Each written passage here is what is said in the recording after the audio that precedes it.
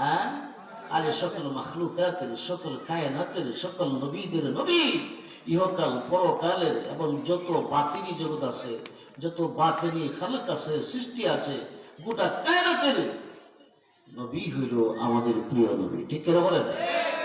এতে কোনো সন্দেহ আছে? আছে নাকি? না। কারণ আমাকে গত 2 দিন আগে কেউ প্রশ্ন করলো যে হুজুর, আমরা তো বলি নবী কি মাটির তৈরি, এই জন্য বলি কারণ আমাদের কাছে দলিল আদিল্লা আছে। হ্যাঁ, আপনারা তো নূর বলেন, আমরা নূর বলি না, আল্লাহ পাক নূর বলেন। ঠিক কিনা বলেন? এবং নবীজিও নবীজিকে নূর বলেছেন, ঠিক না? সাহাবীরা নবীকে নূর বলেন, তাবিঈনরা নবীকে নূর বলেন, শুহাদায়ে কেরামরা নবীকে নূর বলে ঘোষণা দিয়েছেন। ঠিক কিনা বলেন? এবং তাবিঈনরা ওলি, আব্দুল গাউস, কুতুব, আকাবিরিন, মুহিব্বিন, কামিলিন, সালিহিন, মুহসিনিন, মুকাররবিন সকলেই নবীজিকে নূর বলে ঘোষণা দিয়েছেন। ঠিক কিনা বলেন? তা আমরা বলি কেন? তা আপনারা বলেন দলিল আছে। কি দলিল? যে আদম তো সকল মাখলুকাতের মধ্যে, অর্থাৎ আদম সৃষ্টির মধ্যে, বনি আদম সৃষ্টির মধ্যে এই পৃথিবীতে সর্বপ্রথম পাঠিয়েছেন আদম নবীকে। ঠিক কিনা বলেন?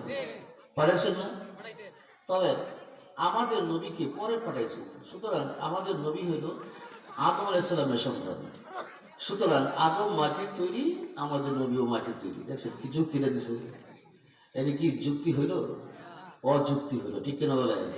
কারণ ওই বুকা তো হাদিসের খবর নাই, অথচ নবীজি নিজেই বলছেন কি, আমি তখনও নবী ছিলাম, আমি তখনও নবী আদম বাইনাল মাই ওয়া তিন। সুবহানাল্লাহ বলেন। হ্যাঁ, হাদিসে মুতাওয়াতিরকে অস্বীকার করলে, একটা কোরআনের আয়াতকে অস্বীকার করলে যেমন কাফের কুফরি চলে আসে, তদ্রূপ ভাবে তেমনি ভাবেই হাদিসে মুবারককে, একটা জয়ীফ হাদিসকে কেউ যদি এনকার করে, অস্বীকার করে, সাথে সাথেই সে কাফের হয়ে যাবে। এটা ফতোয়া, স্বামীর ফতোয়া। সুতরাং এই হাদিসটা হাদিসে মুতাওয়াতির, কুনতু নাবিয়্যাও ওয়া আদামু বাইনাল মাই ওয়া তিন। আমি তখন নবী ছিলাম যখন নবী তোমাদের বলেছেন।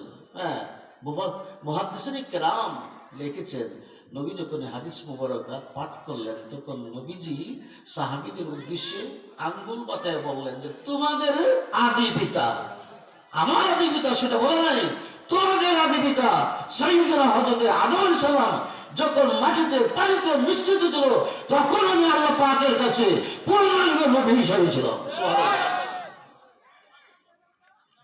সুতরাং আদমেরও আগে সৃষ্টিকে আমাদের নবী। ঠিক করে বলেন? তাহলে আদম সন্তান হতেই পারে না, সেটা হলো শরীয়তের দৃষ্টিতে। কথা বুঝতে পেরেছেন? সুতরাং শরীয়ত, তরিকত, হাকিকত, মারিফত আসলো কোথেকে? শরীয়ত কোথেকে আসলো? শরীয়ত, কেউ বলে শরীয়ত আগে, নো নেভার, কখনো শরীয়ত আগে হতে পারে না। মারিফাত হচ্ছে আগে। ঠিক করে বলেন? মারিফত থেকে তরিকত, শরীয়ত, হাকিকত জন্ম নিয়েছে। সুবহানাল্লাহ বলেন। সুতরাং আল্লাহ রাব্বুল আলামিন মহান স্রষ্টা, আল্লাহ ছাড়া কোনো স্রষ্টা আছে?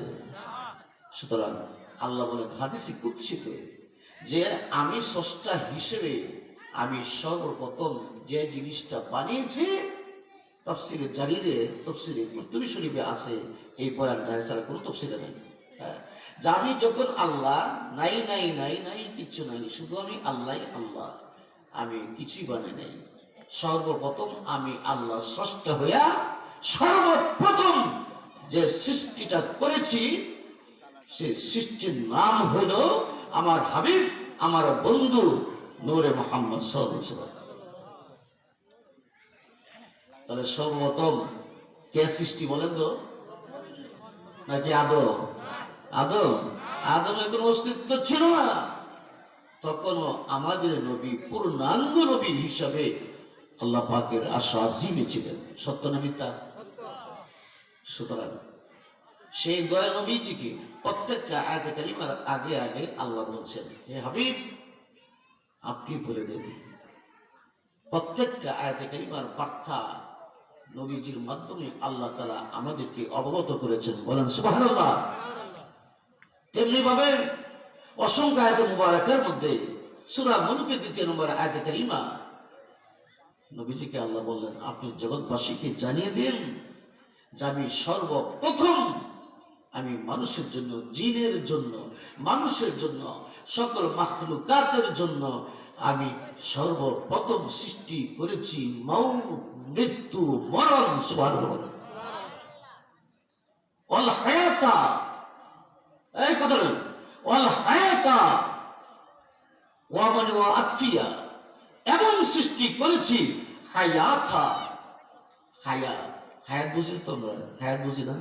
হায়াত কি? যে এখন আমরা হায়াতে আছি না, হায়াত মানে জীবন, জীবন্ত। তাহলে এখানে একটা চিকন কথা আছে। আপনারা বলেন, আমরা কি হায়াতে আছি না মরণে আছি? হায়াতে না মরণে? হায়াতে আছি না? তাহলে আল্লাহ তো বলতে পারতেন আল্লাযী খালাকাল হায়াতা ওয়াল মাউত, বলতে পারতেন। হ্যাঁ, কারণ আমরা তো হায়াতে আছি। কি বলেন? নাকি মরে গেছেন আপনারা? আমরা কি মরে গেছি? আমরা তো হায়াতে আছি। তাহলে এটা আল্লাহ কি বললেন? উল্টা পাল্টা কথা। হ্যাঁ, আল্লাহ তো বলতে পারেন আমি মানুষের জন্য, জিনের জন্য, সকল মাখলুকাতের জন্য আমি প্রথম বানিয়েছি হায়াত। আমরা তো হায়াতি আছি, ঠিক না? হায়াত আছে না? তা আল্লাহ উল্টো কথা বললেন কেন? আল্লাহ বলছেন কি, আমি সর্বপ্রথম জিন ইনসানের জন্য, সকল মাখলুকাতের জন্য, সকল প্রাণীদের জন্য আমি প্রথম সৃষ্টি করেছি মরণকে। কি সৃষ্টি করেছেন? মরণ। কিন্তু আমরা তো হায়াতে আছি। কথা প্যাস লাগছে?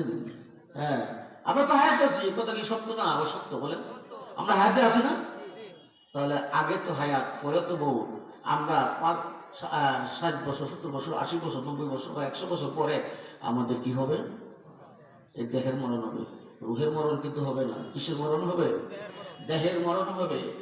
মরণের পরে, কবরে যাওয়ার পরে আমরা সকলে জীবিত হব, আরেকটা হায়াত পাবো। ঠিক করে বলেন, যে হায়াতের শুরু আছে, শেষ নাই। ঠিক না?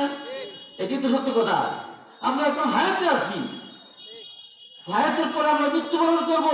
মৃত্যুবরণের পরে, মরণের পরে আমরা আরেকটা হায়াত পাবো, যে হায়াতের কোনো মরণ নাই। ঠিক না? ঠিক বলুন। ইল্লাল্লাহু ইল্লাল্লাহ, ইল্লাল্লাহু ইল্লাল্লাহ, ইল্লাল্লাহু ইল্লাল্লাহ। যা কিছু করার